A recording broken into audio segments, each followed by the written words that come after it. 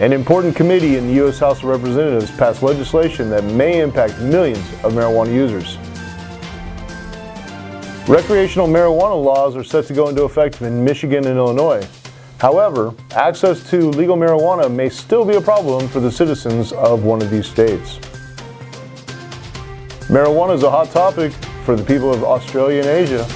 Stay tuned for the Reefer Report.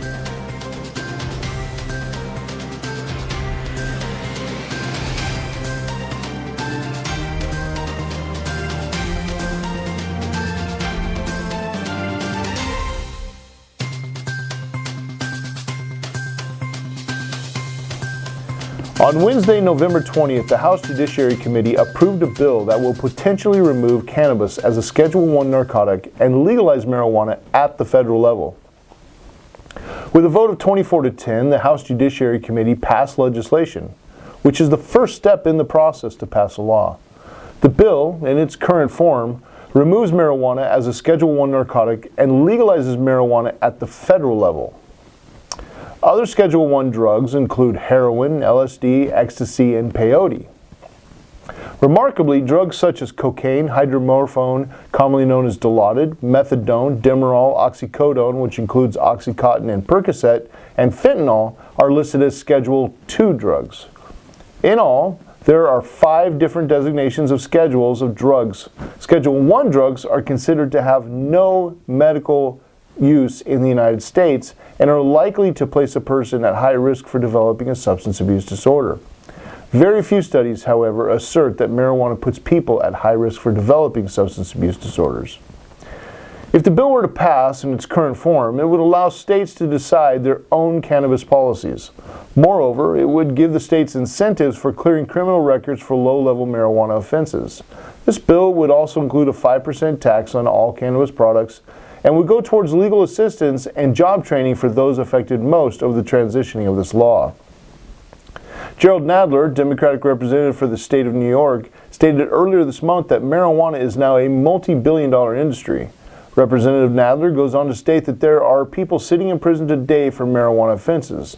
Those who have served time for marijuana convictions often faced second-class citizenship when they entered back into society. Often they are denied the right to vote and they struggle to find meaningful employment, and they have problems accessing quality housing. It is time to right this wrong, according to Mr. Nadler. Despite surveys showing a growing acceptance of marijuana throughout the country, this particular bill has caused some controversy. Colorado Representative Ken Buck stated, "I don't think the majority of Republicans will support this bill. It is even less likely that the Senate will take it up.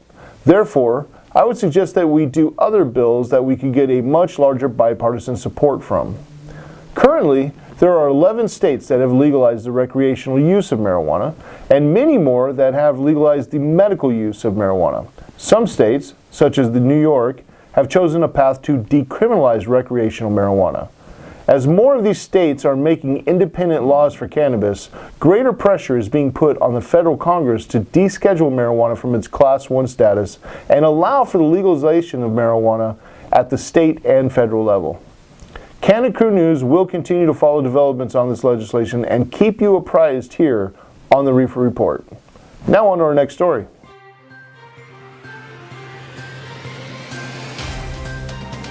On December 1st, 2019, Michigan will join 11 other states that have legalized the recreational marijuana use for its citizens. In 2018, the voters of Michigan passed a bill with a margin of 55.9% allowing the limited possession and recreational use of marijuana. The passing of the bill was a victory for the advocates of legalization who have worked for years to get the legislation passed.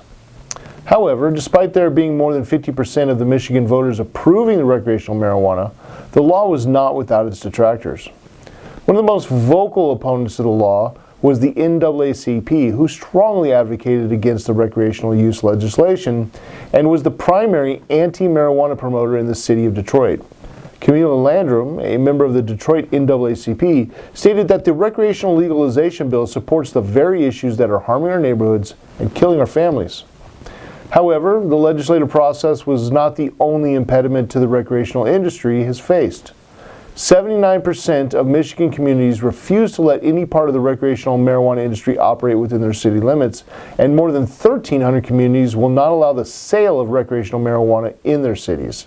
Local cannabis legalization advocate Michael Tuffmeyer states that this is the will of the people not being honored by local municipal officials.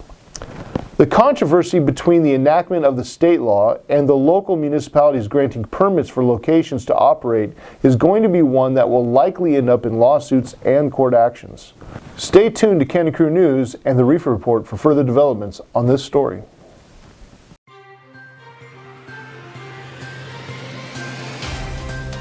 Now in other developments from around the world. In Australia, a senator has launched a formal inquiry that has caused the creation of an investigative body known as the Community Affairs References Committee. The CARC has a mandate to investigate various issues regarding medical marijuana patients' access to cannabis. The committee is charged with investigating issues such as the status of domestically regulated medical cannabis industry, financial barriers to accessing medical cannabis treatments, the suitability of the pharmaceutical benefits in relation to the subsidizing of patients' access to medical marijuana businesses, and what, if any, regulatory overlap there is between government programs. The committee is set to report its findings on February 12, 2020. Now moving to two stories out of Asia. Last year, Thailand became the first country in Southeast Asia to make medical marijuana available to its citizens. However, due to significant regulation and heavy fines for possession, the citizens of Thailand are advocating for legalization of marijuana across the board.